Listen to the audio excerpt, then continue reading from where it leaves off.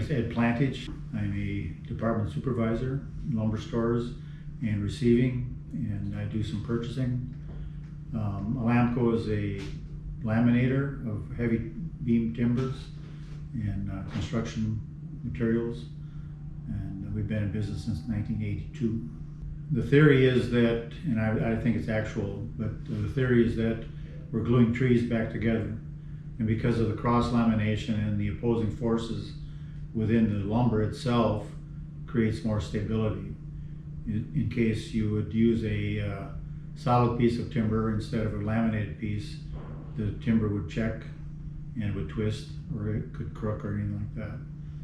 Check is when the grain opens up, and you can actually probably maybe even stick your fingers in there. If you notice some of the telephone poles that are round that have been in place for a long time, they have some serious checking, and that creates a weakness actually. And laminated timbers doesn't necessarily do that. And crook is a bend in the board or a twist, you know, it just gets out of shape. This plant was originally a Relco plant, Rock Island Lumber Company.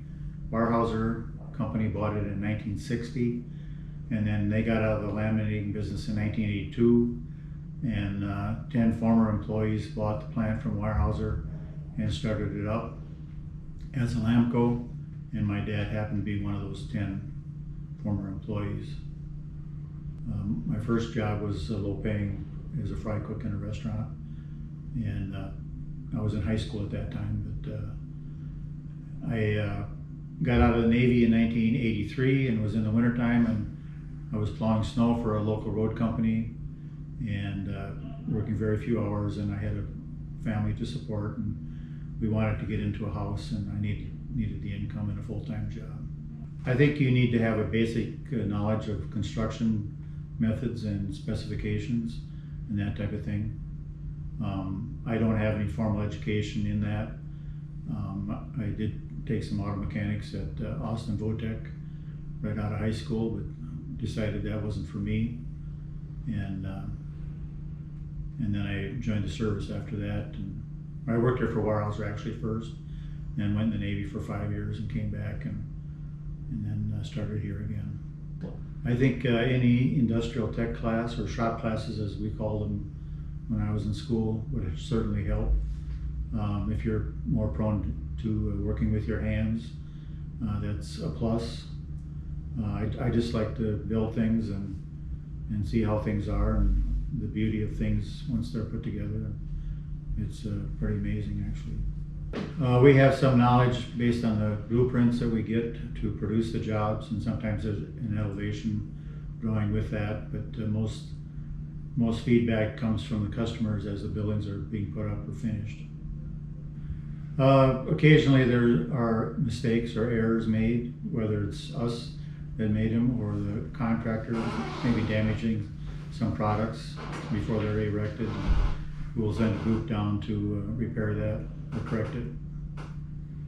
Well, when I started for Weyerhaeuser, I started at night finishing first, and then I moved there to a night lumber prep, and then eventually into the maintenance department for a few years, and then I quit and went to the Navy. And when I came back, I started in maintenance for a few months, and then an opening came in the steel fabrication department, and I welded and fabricated steel fitments for our beams and products for 13 years. And then one of the former owners retired, and that opening opened up, and that position opened up, and I was promoted to that.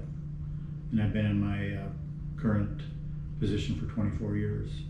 My total employment with Alamco is 37 years. I'm a department supervisor, so I oversee a crew. We're sorting and delivering lumber to the plant for the projects we're having in our production. And I receive, which entails meeting the truck driver, getting his paperwork, making out an inventory system and maintaining that inventory, and giving feedback to the lumber buyer what our needs might be, so he can purchase product to bring in for us to sort and grade, and then purchasing supplies for the plant. I think you have to have pretty strong organizational skills. You have to have people skills to motivate your crew to get the job done and keep them on task. The people that work for you or in your department have to be here on time, because we have a crew, and if you're running the crew short, that means it's more work for everybody else that is here. And so being important, it's important to be on time and to be here every day. We can work around excuse absences if they need time off or something like that, but reliability and that sort of thing is pretty important. Work hard, do what you're told, keep your mouth shut. That's the first advice I got from my dad when I first started working.